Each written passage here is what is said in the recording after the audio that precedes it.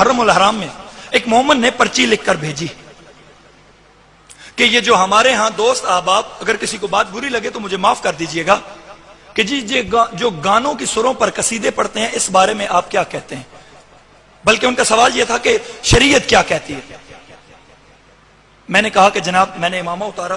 Site پہ رکھ دیا، میں نے کہا کہ مجھے مولوی سمجھ کے نہ میری بات سنیے گا، عقل کے پیمانے پر میری بات کو پرکھیے گا، قطعاً میری بات کو مولوی سمجھ کر کے ایک مولوی بات کر رہا ہے یہ نہ سنیے گا، عقل کے پیمانے پر پرکھیے گا میری بات کو۔ کیا کہ لفظ وجود ہوتا ہے، سر اس کا لباس ہوتا ہے، لفظ وجود ہوتا ہے، سر اس کا لباس ہوتا ہے۔ آپ اس لفظ پر جو مرضی سر چڑھا دیں، جو مرضی اتار کے اگلی سر چڑھا دیں، لفظ جو ہوتے ہیں وہ اس کا لباس ہوتے ہیں، لفظ وجود ہوتے ہیں، سر اس کا لباس ہوتا ہے۔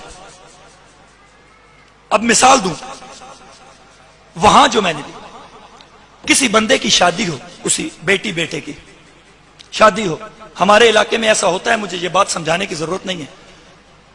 مہندی کی رسم ہوتی ہے، اس رات میں باقاعدہ طور پر ناچنے والی فاحشہ خواتین بلائی جاتی ہیں، ہوتا ہے یا نہیں ہوتا؟ ہوتا ہے۔ اگر وہ فاحشہ خاتون آئے، آپ کی محفل میں جائے، وہاں ساری رات وہ ناچتی رہے،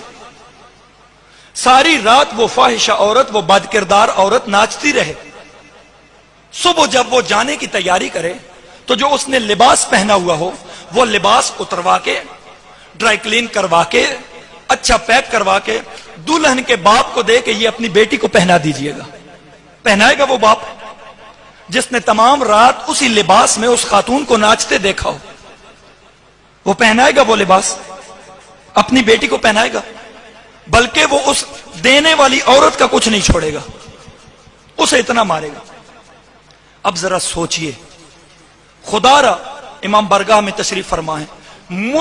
میری حیثیت کو چھوڑ دیجئے، اگر میری بات قابل قبول ہوئی تو ذہن میں جگہ ضرور دیجئے گا۔ سوچئے کہ اگر ایک عام شخص ایک غیر عورت، ایک فاحشہ عورت کا اترا ہوا لباس اپنی پاک و پاکیزہ بیٹی کو نہیں پہناتی، تو وہ سر کہ جس پر ہندوستان کی اور بلکہ دنیا کی بد کردار ترین عورتیں ناچی ہوتی ہیں، وہی سریں اٹھا کر کبھی آپ زہرا کے نام پر ایڈجسٹ کر رہے ہیں، کبھی آپ زینب کے نام پر ایڈجسٹ کر رہے ہیں، کبھی آپ حسین کے نام پر ایڈجسٹ کر رہے ہیں۔ ہم بھی بچے تھے، ہم بھی نوجوان تھے، ہم بھی یہاں بیٹھا کرتے تھے، ہم بھی یہاں بیٹھ کر جشن سنا کرتے تھے، ہمارے بھی دوست احباب ہوتے تھے، ساتھ بیٹھے ہوئے ہوتے تھے، جو ہی یہاں پر کھڑے ہو کر ذاکر صاحب شروع ہوتے تھے نا، سر لگاتے تھے تو نوجوان فوراً ایک دوسرے کی طرف دیکھتے تھے، ایک ایڑے گانے دی بلا سو رہے، حسین ذہن میں نہیں آتا، زہرا ذہن میں نہیں آتی،